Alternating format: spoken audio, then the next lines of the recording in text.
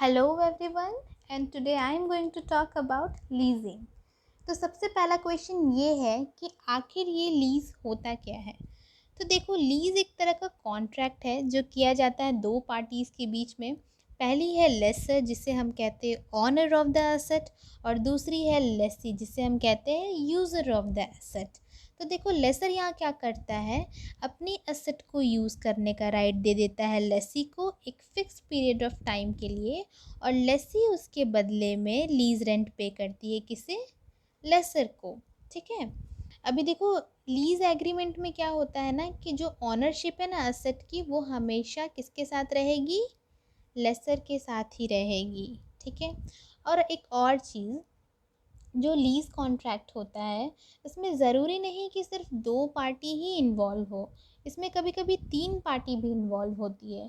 तो देखो, जब दो पार्टी इन्वॉल्व हो तो इसमें कौन कौन है, लेसर और लेसी। लेकिन जब यहाँ तीन पार्टीज़ की बात आती है तो यहाँ कौन कौन आ जाएगा, लेसर, लेसी और एक हमारा आ जाएगा इक्विपमेंट सप्लायर। अब है टाइप्स ऑफ लीज़। देखो, इसमें कौन कौन से टाइप्स है, operating lease, financial lease, leverage lease, domestic and international lease, sale and lease back. इसको थोड़ा डिटेल में देखते हैं। देखो, पहला है फिनेंशियल लीज़। इसमें लिखा है it is a long term contract, है ना, it is a long term lease contract. अब ये लॉन्ग टर्म से क्या मतलब है, तो देखो, हर हर असेट का अपना एक यूज़फुल लाइफ होता है। यूज़फुल लाइफ माने कि वो असेट कितने दिन तक अच्छे से काम कर सकती है। मान लो मेरे पास एक एसेट है जिसकी यूज़फुल लाइफ है कितनी, 10 ईयर्स की। ठीक है। उसे मैंने आपको लीज़ पे दे दिया कितने दिन के लिए, पूरे 10 ईयर्स के लिए, है ना। तो ये हमारा हो गया फिनेंशियल लीज़। ठीक है। और यहाँ नेक्स्ट पॉइंट क्या लिखा है, lessor remains the owner of the leased asset during the leased period. ये तो हमने पढ़ा ही कि जो ओनरशिप होती है ना एसेट की, वो लेसर के पास ही रहती है। और जो इसमें एक और एडिशनल चीज़ कहा जा रहा है, ऑनरशिप में be transfer to the lessee later. मतलब इसमें कह रहा है कि हो सकता है, इसमें ये कहा जा रहा है कि जैसे कि जो कॉन्ट्रैक्ट है, जब तक कॉन्ट्रैक्ट चल रहा है तब तक तो लेसर के पास ही ऑनरशिप रहेगी एसेट की। लेकिन जब कॉन्ट्रैक्ट कंप्लीट हो जाती है ना, तो जो ऑनरशिप होती है ना एसेट की, वो चली जाएगी किसके पास, लेसी के पास। ठीक है। और इसके नेक्स्ट पॉइंट है, it does not contain cancellation clause. क्या लिखा है, कैंसिलेशन क्लॉज इसमें नहीं होता है। कैंसिलेशन क्लॉज मतलब जो लेसी होता है ना, वो अचानक से कॉन्ट्रैक्ट के बीच में ये नहीं कह सकता कि मुझे ये कॉन्ट्रैक्ट पूरा नहीं करना है। ठीक है। और नेक्स्ट है, repair and maintenance expenses are borne by the lessee. मतलब जो भी एसेट से रिलेटेड रिपेयर का खर्चा, मेंटेनेंस का खर्चा जो भी होगा, वो सब कौन उठाएगा, लेसी। और एक चीज़, जो भी एसेट से रिलेटेड आपके रिस्क और रिवॉर्ड है, वो सब किसकी होगी, लेसी की। अब देखो, फिनेंशियल लीज में ना एक और इम्पॉर्टेंट पॉइंट है, जैसे इसमें दो पीरियड होती है। ठीक है। एक होती है प्राइमरी और दूसरी होती है सेकेंडरी। तो देखो, प्राइमरी पीरियड में क्या होता है ना कि जो हमारा लेसर है वो इतना हाई रेंट चार्ज करेगा कि वो लेसी से इतना मतलब अमाउंट ले ले जिससे वो जितना उसने खर्चा किया है इन्वेस्टमेंट में, वो सारा रिकवर हो जाए। जो भी उसने एसेट एक्वायर करने में जितना भी इन्वेस्टमेंट किया है, वो सारा खर्चा वो प्राइमरी पीरियड में रिकवर कर लेगा किससे, लेसी से। किसके थ्रू, रेंट के थ्रू। ठीक है। और सेकेंडरी पीरियड क्या होता है, अब प्राइमरी पीरियड में जब वो सारा खर्चा रिकवर कर लेगा जितना लेसर ने इन्वेस्टमेंट किया था एक मशीन पे, है ना, तो अब सेकेंडरी पीरियड में क्या करेगा कि वो कम रेंट चार्ज करेगा लेसी से। अब नेक्स्ट है ऑपरेटिंग लीज। तो ऑपरेटिंग लीज क्या है, देखो, in operating lease term is much lower than economic life of asset. यहाँ कह रहा है कि लीज टर्म छोटी है किससे, इकोनॉमिक लाइफ ऑफ एसेट से। इकोनॉमिक लाइफ ऑफ एसेट क्या हो गई हमारी, यूज़फुल लाइफ ऑफ एसेट, जो अभी मैंने बताया कि जितना लंबा समय तक एक एसेट अच्छा काम कर सकता है उसे कहते हैं यूज़फुल लाइफ ऑफ एसेट। तो देखो, एग्जाम्पल के थ्रू समझो। मान लो कि मेरी एसेट की यूज़फुल लाइफ है 10 years। लेकिन मैंने आपको उसे लीज़ पे दिया कितने साल के लिए? 2 years के लिए, ठीक है। तो ये हमारी हो गई ऑपरेटिंग लीज़।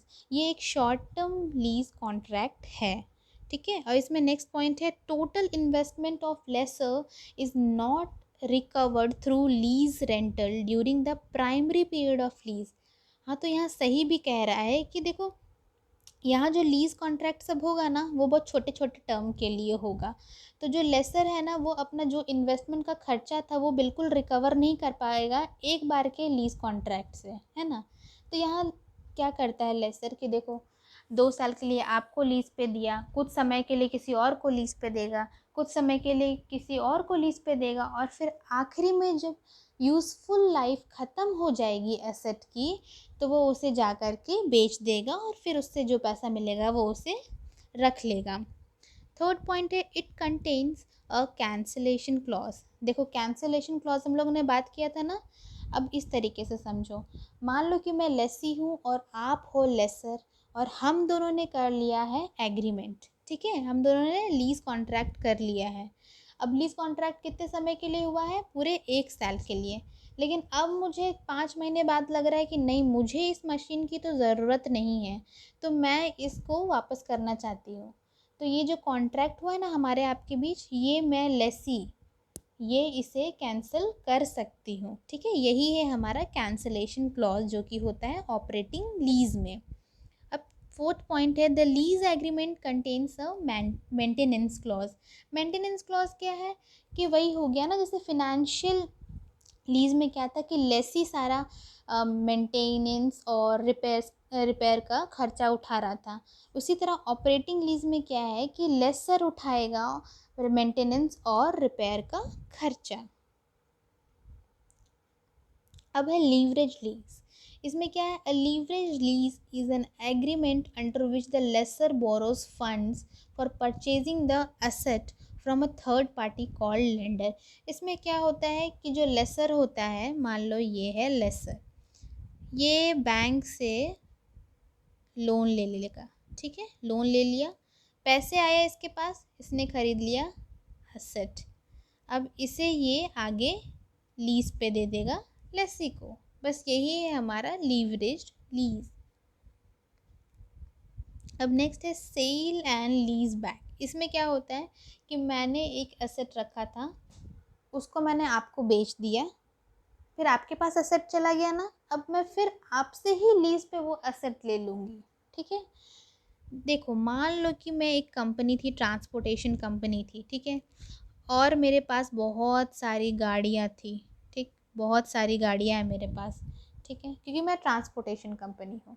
लेकिन अब मुझे ना एक्सपेंशन करना अपने बिजनेस का, और मेरे पास पैसे नहीं हैं, तो मैंने क्या किया, मैं गई लीजिंग कंपनी के पास, है ना, और उन्हें अपनी गाड़ी बेच दी, अपने एसेट बेच दी। उसके बदले में जो मुझे पैसे मिले, जो भी मुझे मनी मिला, है ना, तो उससे मैं अब एक्सपेंशन करूँगी। और क्या करूँगी, अब ये याद रखो, मैं थी ट्रांसपोर्टेशन कंपनी, अगर मैंने अपनी गाड़ियाँ ही बेच दी तो अब मैं करूँगी क्या? अब मेरा काम धंधा चलेगा कैसे? तो इस जगह मैं क्या करूँगी, मैंने जो अपने एसेट को बेच के पैसा कमा लिया, ठीक है, ये तो मेरा हो गया, चलो एक्सपेंशन का बंदोबस्त। अब मुझे अपना एसेट भी तो चाहिए अपना काम चलाने के लिए, तो मैं फिर उसी कंपनी से अपने एसेट को लीज़ कर लूँगी, ठीक है, लीज़ पे ले लूँगी। तो यही है आपका सेल एंड लीज़ बैक। अब लास्ट है डोमेस्टिक एंड इंटरनेशनल लीज। तो इसमें क्या लिखा है, this classification is based on the domicile of the parties. Domicile मतलब रेसिडेंशियल स्टेटस। तो देखो, यहाँ रेसिडेंशियल स्टेटस के बारे में बात किया जा रहा है, और उस आधार पर यहाँ दो अलग अलग तरह की लीज है। पहला तो है डोमेस्टिक लीज। अब ये क्या है, if all the parties, equipment supplier, lessor, lessee, मतलब ये तीनों पार्टीज़ अगर रिसाइड कर रही है एक ही कंट्री में, एक ही कंट्री के अंदर है, तो ये हमारा हो गया डोमेस्टिक लीज। लेकिन अगर अगर तीनों पार्टी अलग अलग कंट्री में रिसाइड कर रही है, अलग अलग कंट्री में रह रही है, तो ये हमारा हो गया इंटरनेशनल लीज। अब इंटरनेशनल लीज के अंडर भी ना दो तरह की लीज है, एक तो है इम्पोर्ट लीज और दूसरा है क्रॉस बॉर्डर लीज।